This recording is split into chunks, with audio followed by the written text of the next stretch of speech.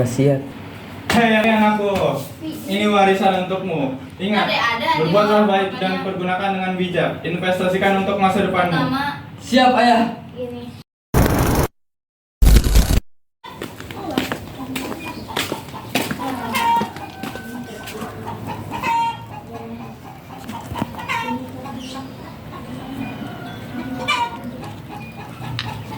Aku harus berbuat bijak.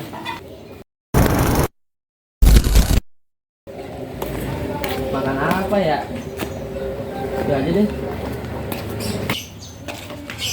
Aku harus hemat. Investasi. Selanjutnya kita lanjut yuk Kak. Nggak rugi Kak. Berisik banget. Logis gak?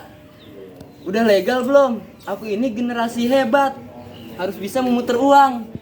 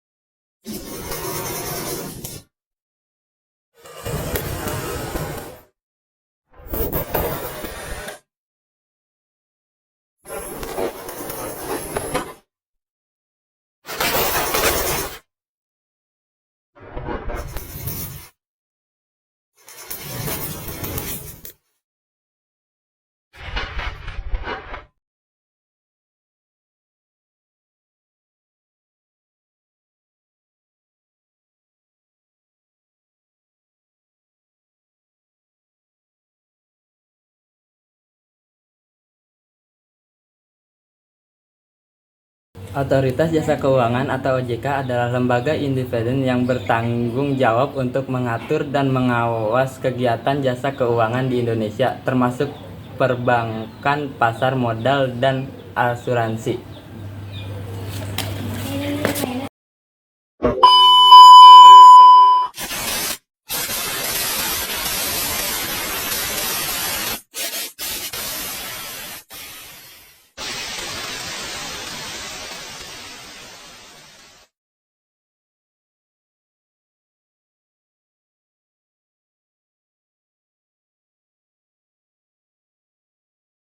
Yang kedua ada peran OJK. OJK memiliki peran penting dalam menjaga stabilitas sistem keuangan Indonesia.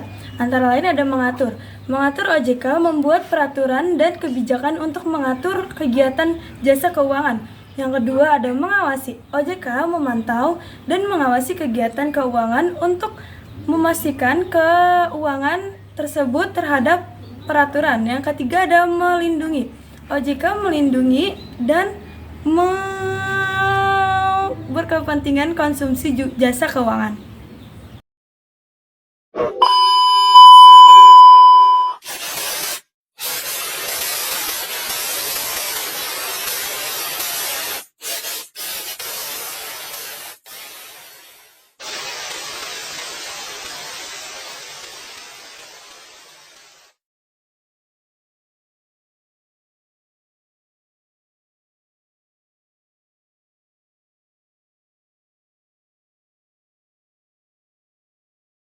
Yang ketiga ada tujuan dan manfaat OJK untuk masyarakat dan lembaga. Tujuan OJK adalah untuk melindungi masyarakat dari penipuan keuangan, menjaga stabilitas sistem keuangan, mengawasi semua lembaga jasa keuangan, dan mendorong pertumbuhan ekonomi melalui sektor keuangan. Manfaat OJK untuk masyarakat itu yang pertama, terhindar dari investasi bodong, dapat edukasi keuangan, dan layanan keuangan jadi lebih mudah. Manfaat OJK untuk lembaga keuangan yaitu aturan lebih jelas, dipercaya masyarakat, dan inovasi keuangan bisa lebih berkembang.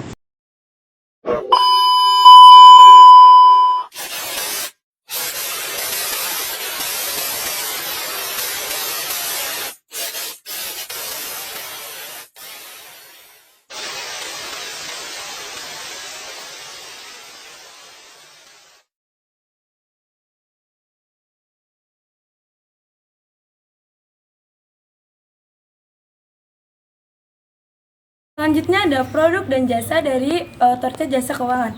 OJK tidak menawarkan produk atau jasa keuangan secara langsung, namun OJK juga menyediakan informasi dan edukasi tentang jasa keuangan serta mengganti pengaduan konsumen.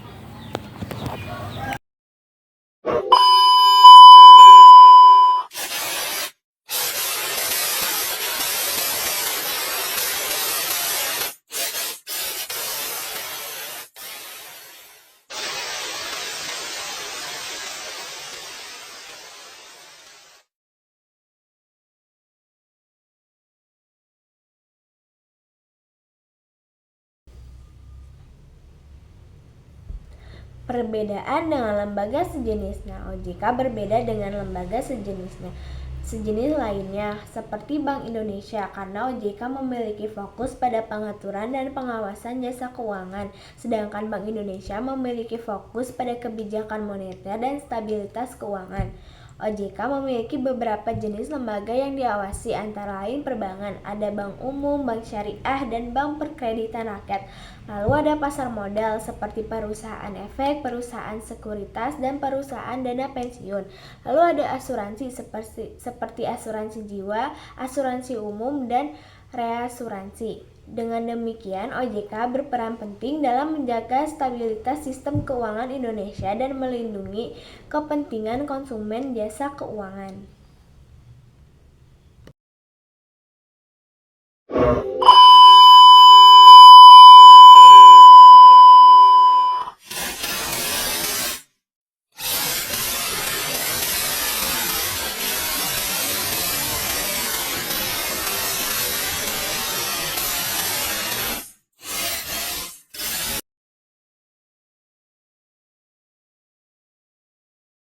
Dan yang terakhir adalah jenis-jenis lembaga. OJK memiliki beberapa lembaga-lembaga yang diawasi, antara lain adalah perbankan. Contohnya adalah bank umum dan bank syariah. Yang kedua adalah pasar modal. Contohnya adalah perusahaan dana pensiun. Yang ketiga adalah asuransi. Contohnya adalah perusahaan asuransi jiwa, perusahaan asuransi umum, dan perusahaan reasuransi.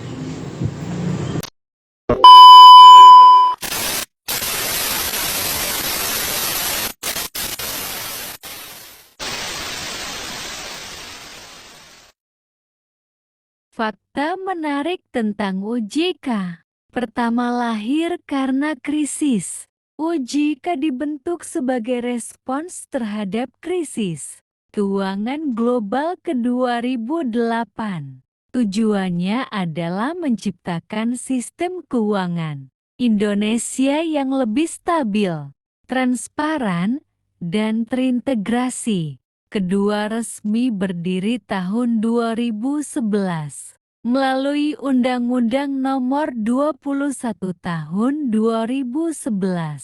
OJK mulai beroperasi secara bertahap.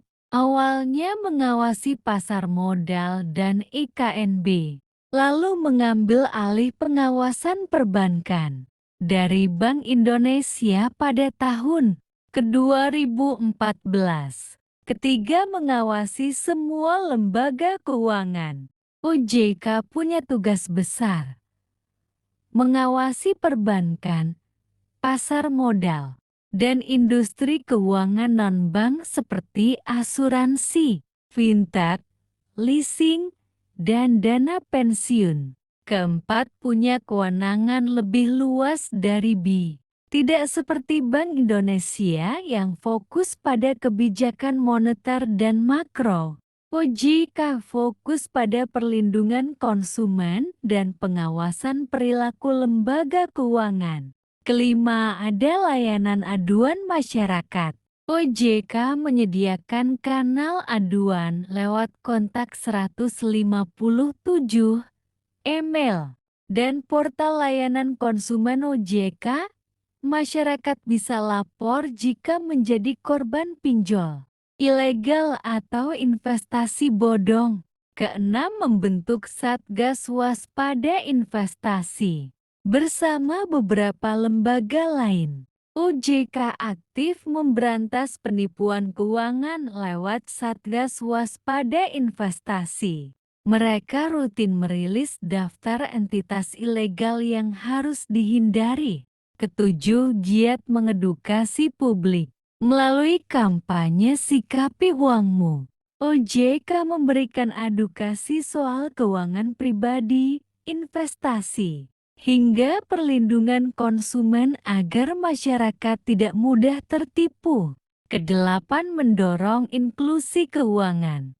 OJK punya target meningkatkan inklusi keuangan, akses masyarakat terhadap layanan keuangan, terutama di wilayah pelosok, lewat program digitalisasi dan sinergi dengan fintech.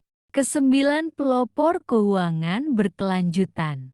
OJK memimpin gerakan Sustainable Finance di Indonesia, mendorong bank dan perusahaan untuk menyalurkan dana ke proyek-proyek ramah lingkungan dan sosial.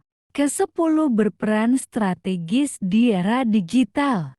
Di tengah maraknya pinjol dan aset kripto, OJK terus mengembangkan regulasi agar tetap relevan dan melindungi masyarakat dari risiko baru dalam dunia keuangan digital.